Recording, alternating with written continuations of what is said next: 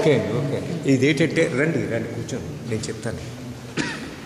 యేసు ప్రభు పునరుత్థానం అయిన తరువాత మూడవసారి third time appears to the disciples.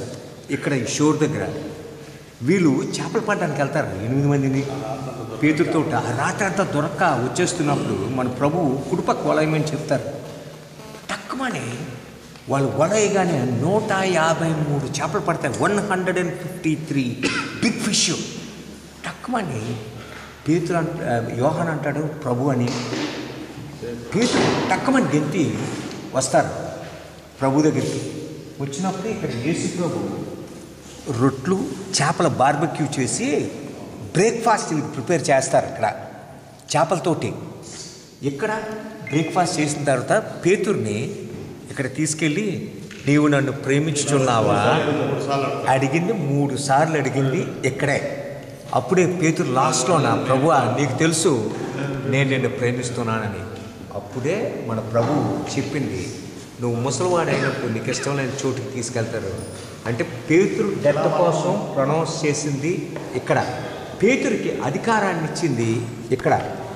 Catholic church మొత్తం బైబిల్లో ఉన్న 31,101 వచనాలు నమ్మినా నమ్మకపోయినా 2 strongest versus Catholic church stand అయ్యేది ఏంటంటే ఇది యోహాను సువార్త 21:15 నుంచి ఆ 25 వచనాలు పేతురికి అధికారం ఇచ్చింది. గొర్రెల మేపుము, గొర్రెల కాయము, గొర్రె పిల్లల మేపుము. That is the primacy. అది మనం రేపు వెళ్తాం ఆ సిజరా ఫిలిప్ అని. అక్కడ సజీవుడైన దేవుని కుమారుడు అన్నప్పుడు మత్తయి సువార్త 16వ అధ్యాయం 13 నుంచి 23 వచనాలు. అక్కడ ఏం చెప్తారంటే నీవు పేతురువు ఈ రాత్రి మీద నా సంగమని కట్టెను.